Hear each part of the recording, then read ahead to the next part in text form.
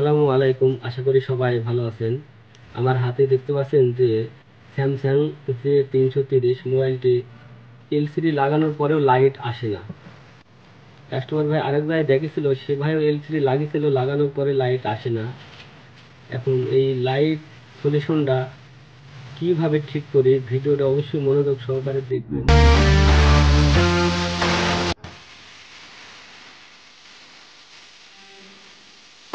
মোবাইলটা আমি চার্জে লাগিয়েছি, দেখেন লাগিয়েও একই অবস্থা।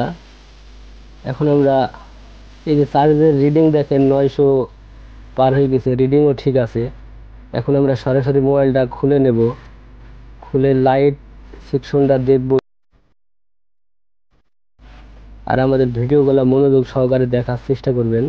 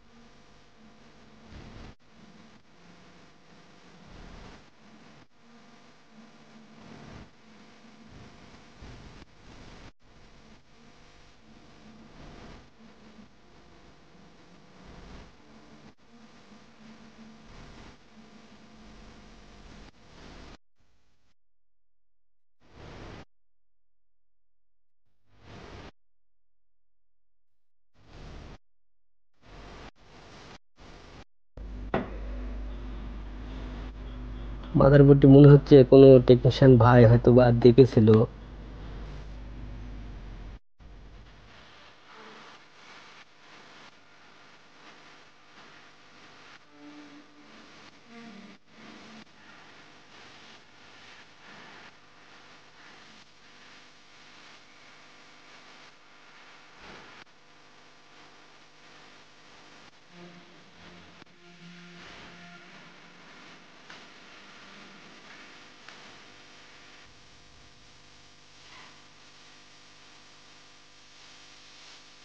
এই যে লাইট আইসের কাজ কেউ করার চেষ্টা করেছিল সেটাই।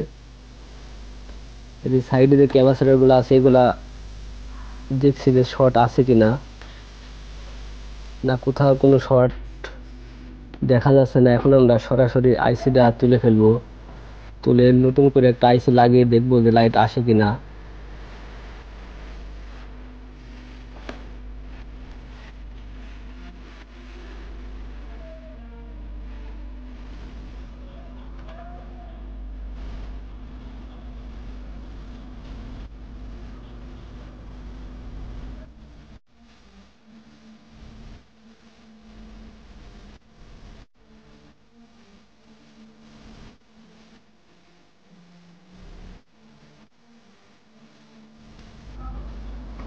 আপনারা দেখতে পাচ্ছেন যে আমরা লাইট আইসিটা তুলে নিচ্ছি।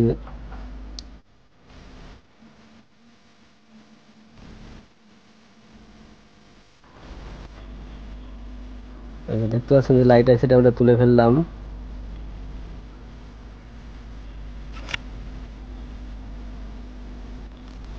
এখন অন্য একটা মাদারবোর্ডে থেকে আইসিটা তুলে আমরা লাগাবো।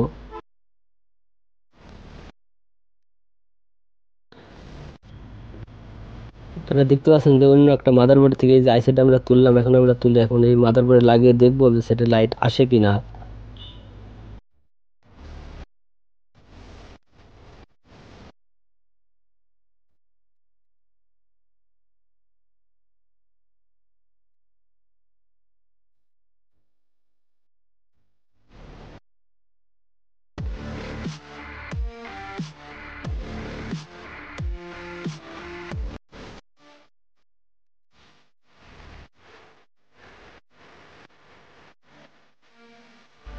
দেখতে পাচ্ছেন যে আইসি লাগানো কমপ্লিট। আমরা এখন মাদারবোর্ডটি ভালো করে ক্লিন করে নেব।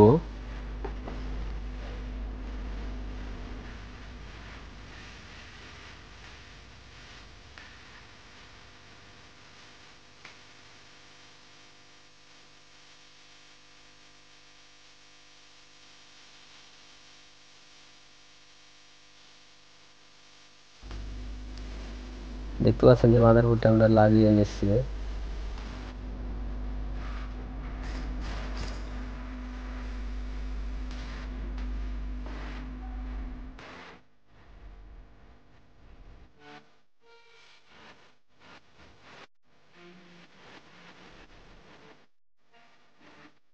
আমরা এলসিডি লাগিয়ে দেখব। দেখতে পাচ্ছেন যে আইসিটা লাগানোর পরেই দেখেন যে এক চান্সে লাইট চলে আসলো। আমরা কোনো কিছু করিনি, সরাসরি শুধু আইসির সাইডটা মেপে শুধু আইসিটা আমরা চেঞ্জ করে দিছি। দেখেন আইসিটা চেঞ্জ করে দেওয়ার পরেই দেখেন লাইটটা এক চান্সে চলে আসলো। দেখতে পাচ্ছেন আমাদের সেট এখন পুরা কমপ্লিট। আর আমাদের ভিডিওগুলো যদি ভালো লাগে অবশ্যই মোবাইল হসপিটাল বামুনদি ইউটিউব চ্যানেলটি সাবস্ক্রাইব করে পাশে থাকবেন।